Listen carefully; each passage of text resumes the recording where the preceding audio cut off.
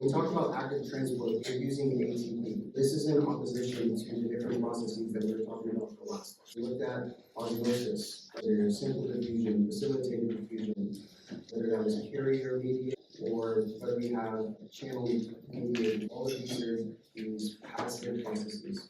ATP is not going to be required. Primary active transport. This specific protein or enzyme, we determine as the sodium potassium pump, but you can also say the sodium potassium ATP. This means enzyme. We are transporting sodium from the inside of the cell to the outside of the cell. We divide this diagram. On this side of the diagram, we're referring to the movement of sodium. On this side of the diagram, we are referring to potassium. What we're trying to do is pump sodium outside of the cell and then get potassium inside the cell. However, because there is a higher concentration of sodium, so even if you count it up here, sodium is represented by these yellow structures here. There's a higher concentration of sodium on the outside than there is on the inside of the cell. Whenever we're moving sodium out, is it going against its concentration gradient, or is it going along its concentration gradient? Correct.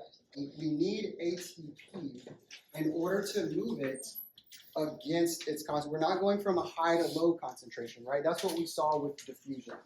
Diffusion, like when you spray that perfume or the cologne, or you put the drop of the dye, right? That's just simple diffusion. It goes from high concentration, and then it starts to spread out into low concentration.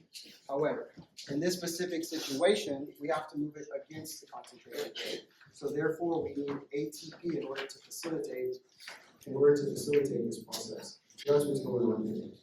The sodium potassium pump, this is primary active transport, because what we're getting that energy from is the hydrolysis of ATP. I said earlier that there's a higher concentration of sodium where outside or inside the cell.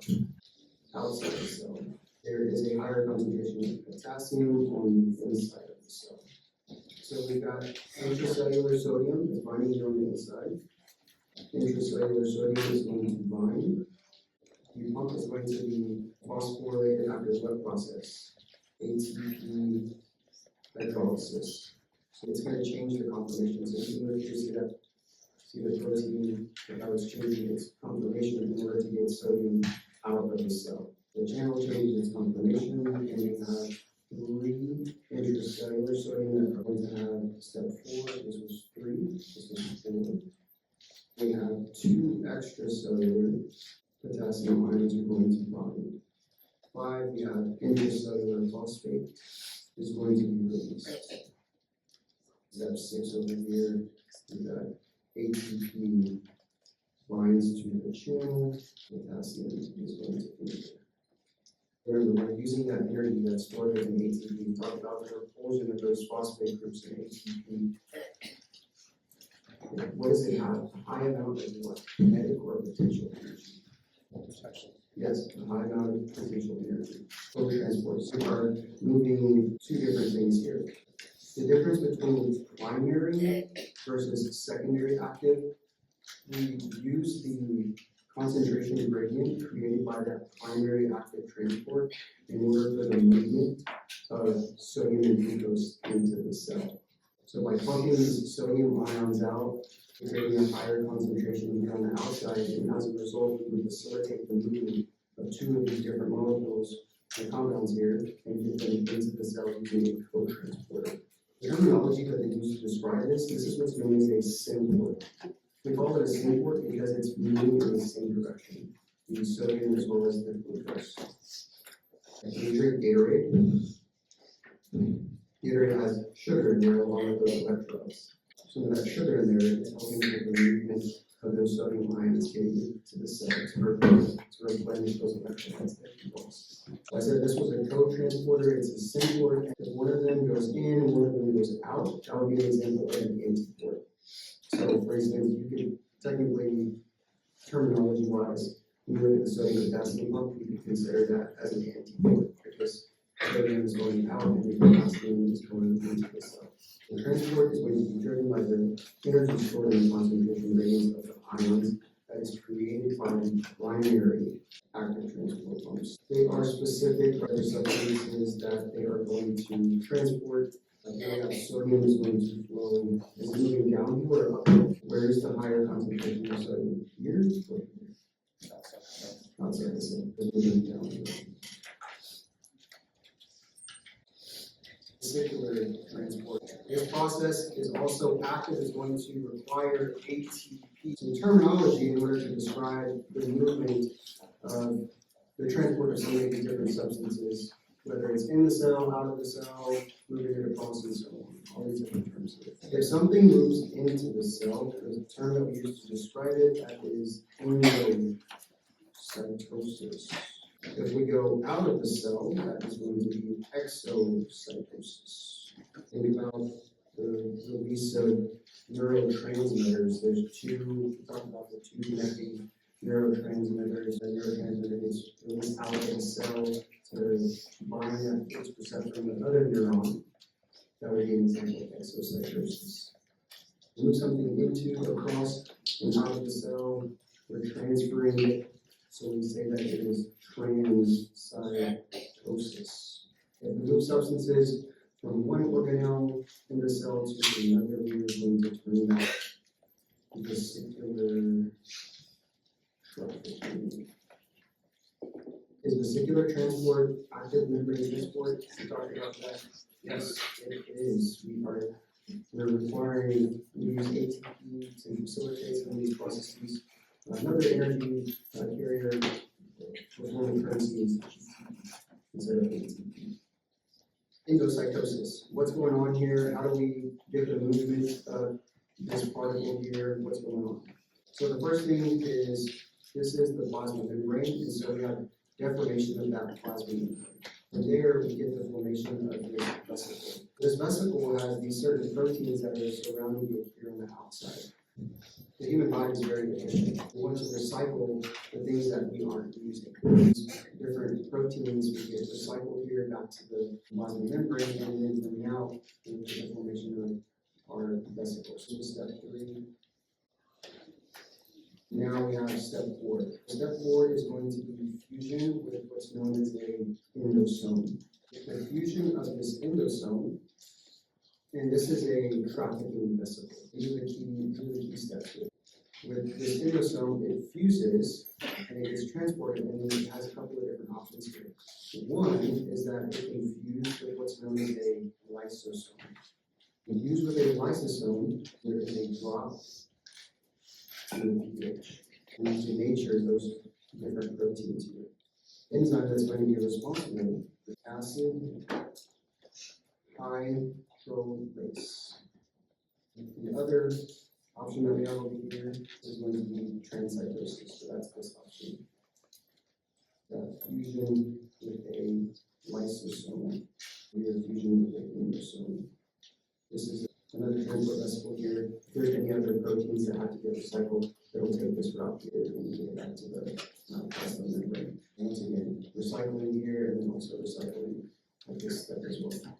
There are 3 different types of endocytosis. The first one that we'll talk about is phagocytosis. One of the prime examples of a phagocyte in the human body is going to be the macrophage. Some of the key components here, what's going on with this macrophage. In order for it to attach to some of these different bacteria here, you can see the pseudopods. Pseudopod, that's these little projections that are coming out of the fluid, that they're going to trap these bacteria. Once they trap that bacteria, you can see that lysosome is fusing with that. The terminology is a little bit different here. We don't say that's an endosome, we say that it's a phagosome, specifically for phagocytes such as macrophages. They are experts at phagocytes and they have phagosomes, not endosomes. So this is more specific. We get fusion with that lysosome, there's a drop in the pH, the lysosome over here, and we are breaking down that bacteria. The terminology, we say that it's a phagosome, and then once it fuses with a lysosome, the terminology is a phagolysosome. And then we look at what are those different extensions here, the cytoplasmic extensions, we call them pseudopods. We look at phagocytosis, so cell involves some solid materials, a bunch of bacteria or cell degree. One thing I wanted to bring up is tattoos. So tattoos they're a type of foreign substance and over time you have to get them touched up. But why is it that some of those tattoos they fade over time? Well, within the skin you have these different macrophages. What they'll do is they'll engulf some of that ink and break it down. So your body is basically like trying to get rid of that ink, so that's why it's going to fade over time. Next one is pinocytosis. A key thing here is this is non-selective. Routine activity will get the formation of this vesicle and the cells, seeing what the pH is like, what's the environment, and the outside of the osmolality. How does it happen? We're going to have these infiltrating of the plasma membranes. What does it fuse with? It fuses with an endosome. Make sure that the endosome versus phagosome, keep those terms straight. Even though this process is happening, it's still going to get recycled. The plasma membrane is going to stay relatively constant. We'll look at pinocytosis. So this is cell drinking and sampling the extracellular fluid. We compare that with receptor-mediated pinocytosis. These receptors here, they are specific to whatever substance it is that they bind, whatever ligand that it is. We say that this is a selective mechanism. It is specific. Receptors and attached molecules are internalized in the process. So that's going to use this. So one good example here is flu viruses, and normal things like enzymes and insulin and low density lipoproteins are going to utilize that process. Exocytosis, and one of the examples that I gave was the release of a neurotransmitter in order to communicate with the next neuron. You have to get it out of the cell. Cell surface signals binding of a hormone or a ligand. So what that is going to result is a change in membrane voltage. We'll talk more about voltage here in a second what that means. What cell processes are going to use that hormone secretion as well as neurotransmitter release. And what happens during exocytosis? So descriptions here, we've got the secretory vesicle encloses its substance over here. This is that secretory vesicle. Migration and diffusion of the vesicles, that's what's going on over here, and then we get the release of it. So that's general. But if we get into some of the specifics here, we'll go step by step. Step one, we have the secretory vesicle migrates to the plasma membrane, so that's over here. So the transmembrane proteins on the vesicles, because it's on the vesicle, we say that it's the D snare. This is the D snare. What's found at the plasma membrane is the T snare. So what's going to happen? They are going to fuse together. This is fusion of these different proteins here. Binding causes the membranes to fuse, and then what do we get the formation of? Step 3, we get the formation of our fusion fluid. The contents are going to release to the outside of the cell, or the exterior of the cell. Some of the key things here, distinguishing where the D snares are versus the T snares, and getting the formation of our fusion fluid in order to release to the exterior of the cell. Cell membrane potential. So if we take a look here at the diagram, you will see here on the outside of the cell, it's more positive. Comparing that to the inside of the cell, it's going to be more negative. By the separation of this charge, what we are creating is what's known as membrane potential, or there is voltage, because we are separating these different charged particles, positive and negative here. This is important when we consider thinking about neurons. Neurons are going to communicate from one neuron to the next with a change in the membrane potential. What will happen when a neurotransmitter binds here? There's a change in the membrane potential, and that impulse gets transmitted along all the way along this axon. We'll reach here all the way down until it gets to the very end, and then we release another neurotransmitter here to communicate from one neuron to the next. But that process can't happen unless we have a change in the membrane potential. Learn more about an action potential, what that is. See, I was at a negative 70, but then once we have depolarization, it starts to become more positive because something, the sodium is going to influx into the cell. And that enables us to communicate from one and they're on to the next. The selective permeability of the plasma membrane enables generation of a membrane of liquid. And so we talked about this, how the neurons are using that for a form of communication. It's the voltage due to the separation of oppositely charged ions. At the resting state, there is a certain range between -50 and -90. And the terminology we use to describe this, we say that these cells are going to be electrically polarized. That voltage is going to exist only at the plasma membrane. The plasma membrane of all these cells.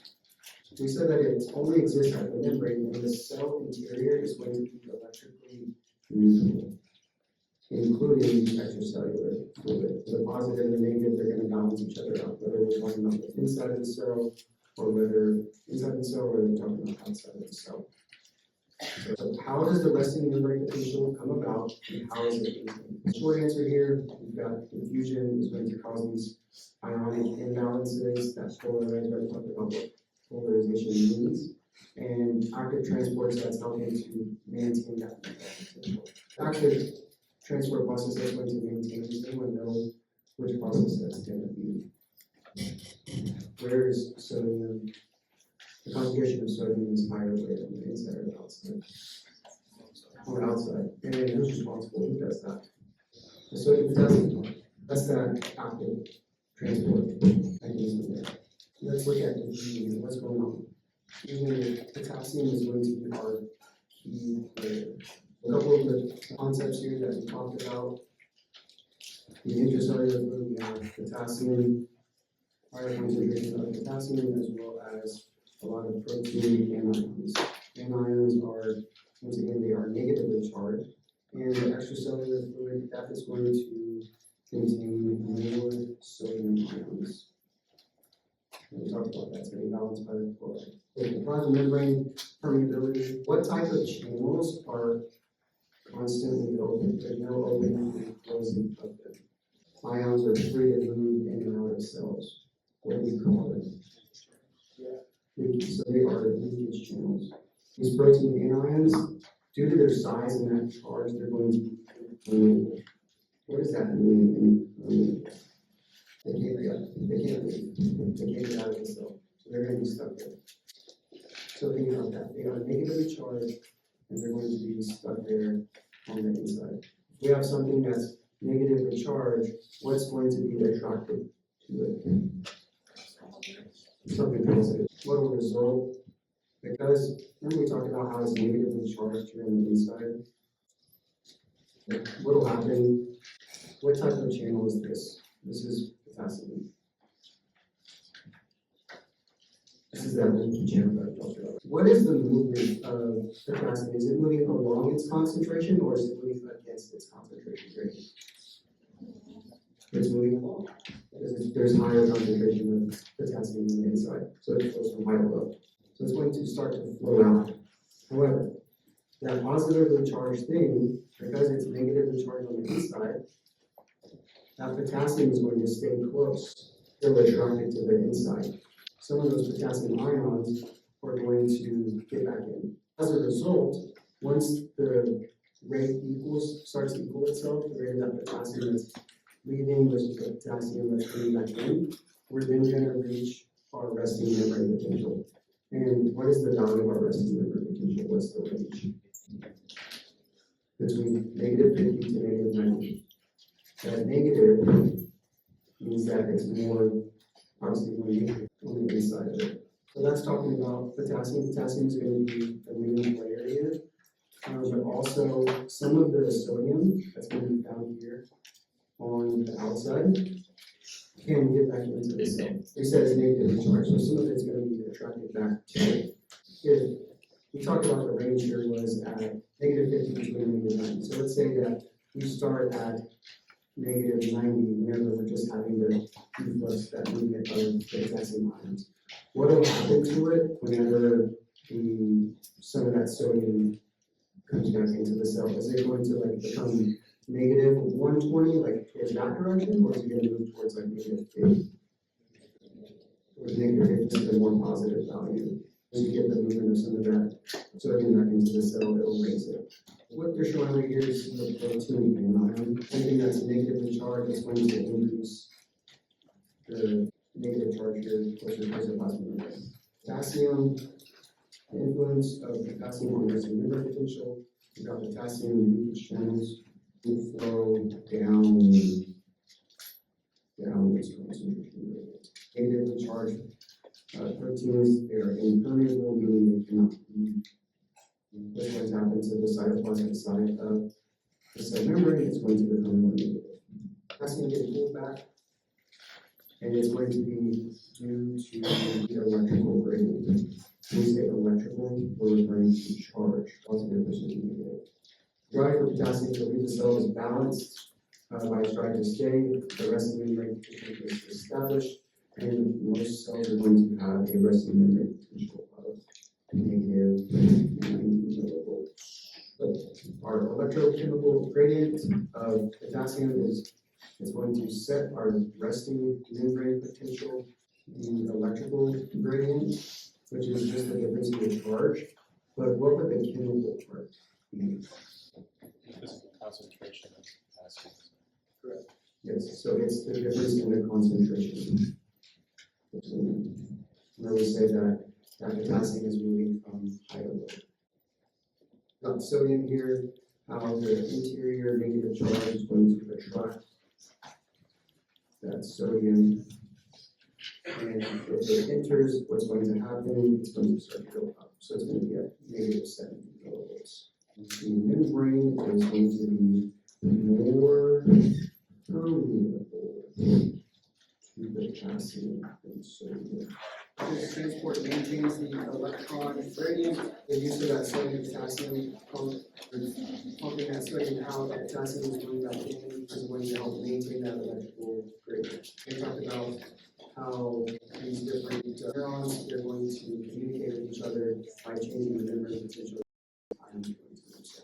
Sodium molecules and membrane receptors allow the cell to interact with its environment. Interactions always involve the glycocalyx, and you can have cell adhesion molecules, as we also have plasma membrane receptors. So this is the role of the cell adhesion molecules. And there's a couple of different types of them. This is two examples. One is the cadherin. If you're familiar with the names, I included these two different diagrams to show some of the difference here. There's going to be some different structural variations between the two. But these are some of the examples of cadherins and integrins. What they're going to function to do, one is stability and movement. Anchor cells to the extracellular matrix or to each other. That's what's going on over here, anchoring the cells right next to each other, or here within the extracellular matrix. That's an example. These are the cell adhesion molecules. Or assist in moving of cells past one another. Key things I want you guys to focus here is for immunity and wound repair. Right in here it says can. It says can. That says can. So this is a cell adhesion molecule. This is a white blood cell that's traveling here in the blood, and it needs to get on to this side. When it travels in the blood, that's what the endothelium is, the inner layer of a blood vessel, or a capillary here. And so it's going to travel along, but in order for it to get into the cell, it has to bind to its receptor. So that's the goal here of these cell adhesion molecules. They're going to bind here. So this is telling the process of resting, it starts to roll, basically starting to slow down here until it starts to get through that endothelium for it to get in and do its thing. So I'm going to give you an example of the leukocyte in white blood cell. White blood cells are for immune. So they attract white blood cells to the injured or infected areas. Plasma membrane receptors. Someone tell me what this is. When it binds to its receptor, what could this thing do here? How are you going to change the activity of this cell? What has to bind? So this is a ligand. What's an example of a ligand? A hormone. Yeah, good. The ligand is going to bind to its receptor, and this specific receptor, what it's what it's termed is a G protein coupled receptor. So it's a receptor that is coupled to a G protein. That's what this is. This is the G protein here. What will happen is you have this ligand or this hormone that's going to bind to this receptor. Once it binds to its receptor, it's going to change its conformation and activate it. Once it gets activated, we have this G protein, okay? And there are actually 3 subunits for this G protein. You have alpha, so alpha, beta, and then gamma. So it binds to it, it activates it, and then in the inactive state, that G protein is going to have what's known as GDP. So guanosine diphosphate. Once it gets activated, we exchange that GDP for GTP. Exchange it for GTP, and I told you that there was 3 subunits here, right, for that G protein. Well, there's only one that's going to be active in the active complex. So the one that's active is known as the G stimulatory protein, and it's going to be composed of the alpha subunit.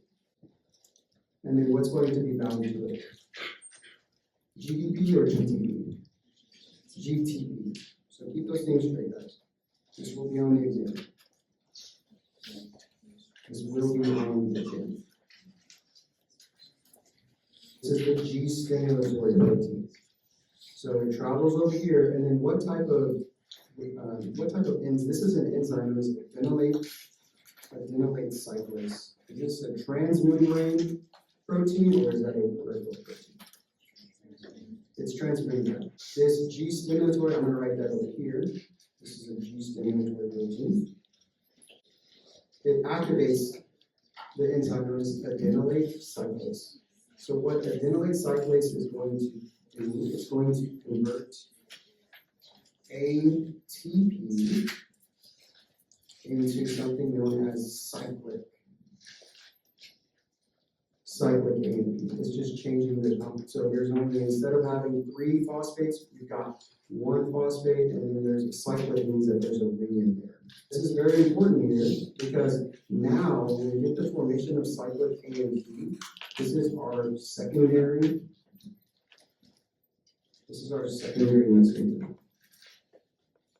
So this is our secondary messenger, which is going to activate something which is known as protein kinases. So all of these are protein kinases. And what these protein kinases do, they're going to add phosphate groups to things.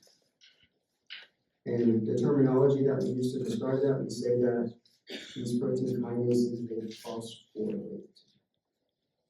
They phosphorylate things. And so the whole purpose of phosphorylating some of these things is in order to either activate or inactivate things.